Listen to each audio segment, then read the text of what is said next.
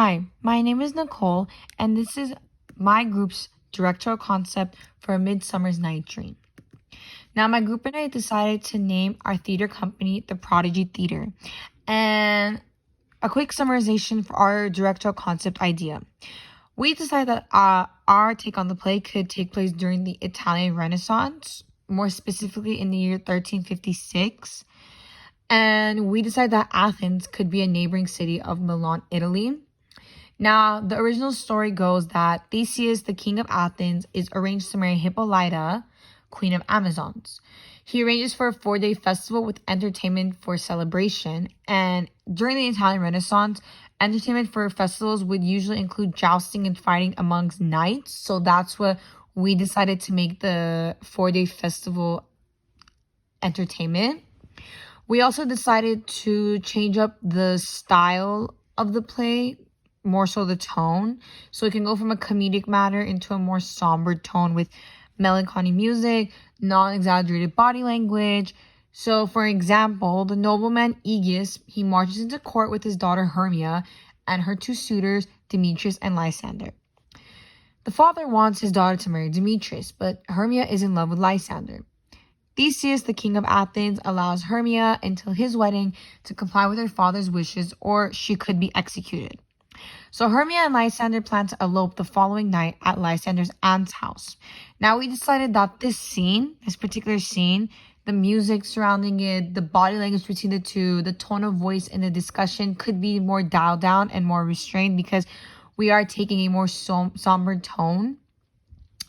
Now, the fairy aspect of the play where Titania and Oberon travel back from India to bless the marriage of Theseus and Hippolyta at the courthouse, we decided that the forest that they live in, the woods, could be turned into like a church or a courthouse where Theseus and Hippolyta would be married.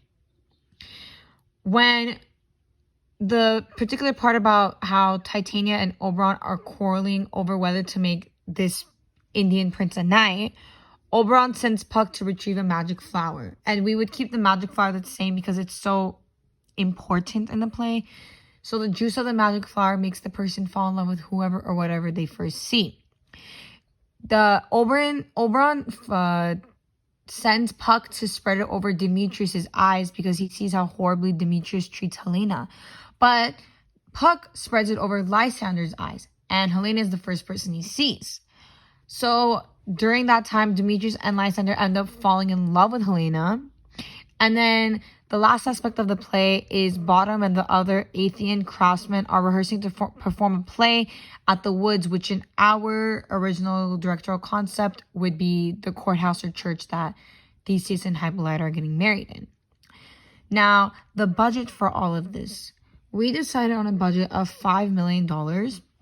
And so for a quick explanation, when we were researching, a typical production costs between $8 to $12 million, while a play costs anywhere from $3 to $6 million. So we would need to rent our desired stage and building first off. We would need to pay the cast, we would need to pay staff, designers, the orchestra, the director, the musician, etc. So this is how we planned everything. The music, which is the instruments, rentals, copying, orchestra, director, all of that, we said that would be $400,000. Our creative fees, which are the director, choreographer, scenic designer, costume designer, lighting designer, sound designer, hair designer, music supervisor, music director, vocal arranger, casting director, dialect coach, all of that's needed for the creative side of it would be $800,000.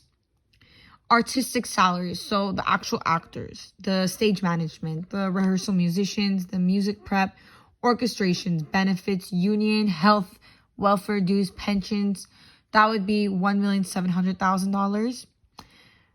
The management salaries, so the general manager, the company managers, the child wrangler, that would be $400,000. The production salaries, so the stage crew, the wardrobe crew, production assistants, benefits, payrolls, that would be $300,000.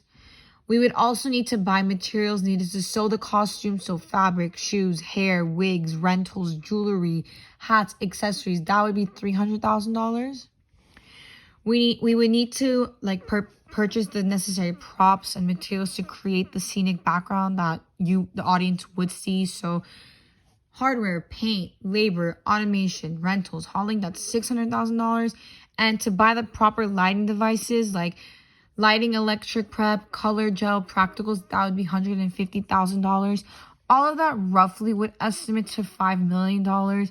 And we decided that because this is a original Shakespeare play, we wanted to make it a little bit on the pricier side of a play, which again, from $3 to $6 million. So thank you. And now we will move on to a brief description of the 11 elements of the directorial concept. So the time period that our production team has chosen is the Italian Renaissance in the year 1356. And the setting and location that we have chosen is in the city Athens, which is a neighboring city of Milan, Italy. The tone of this production can be turned from a comedic manner into a more somber tone. So our production team has decided to include things such as melancholy music and non-exaggerative body language. The central image of this play would be deception and love.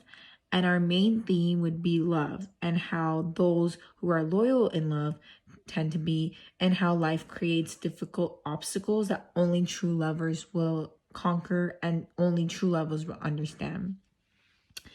The color palette of our production will be purple, which will represent the nobility. In the Renaissance era, generally, nobility wore purple. Dark crimson rose, which is the scenic background to symbolize bold expression of love, and yet they are captivating and enigmatic. So it'll just symbolize how love can be dangerous as well. And then a pale brown. So we'll use pale colors for acting area lighting, like the front lighting, and brown would not draw attention away from the actual performance. Our costume ideas for the characters would be, so for Theseus and Hippolyta, it'd be purple satin robes, because that's what the nobility wore during the Renaissance. Closed-footed shoes with a pointy edge made of the highest quality leather for the men, and pointed flat shoes with a smooth leather surface for the women. Theseus would be wearing a white puffy satin long sleeve with a red fitted vest on top, along with leggings with the shoes described above. And then Hippolyta would be wearing a long, heavy velvet gown with pearl detailing and lace sleeves. And as you can see, we have images for the costumes. Lastly, the prop list. So we're going to include the magic flower. The magic flower's juice will be spread amongst the sleeping Lysander and Titania to bring about easier cooperation. We'll be needing a sword. The celebratory festivities include jousting amongst the king's knights, so that's where the sword will be used. And then fairy wings for the actors performing the roles of the fairy characters, and so that they look more realistic.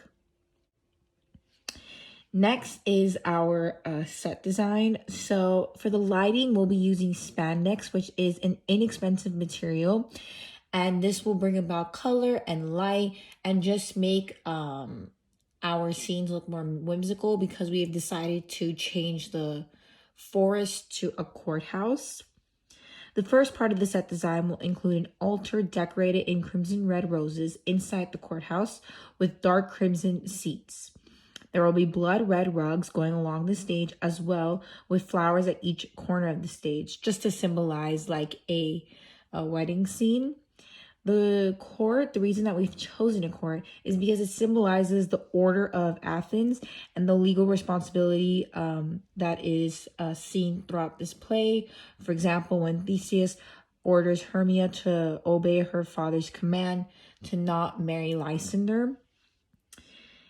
In this court, there will also be the fairies. So there will be magical elements such as potions and all of that.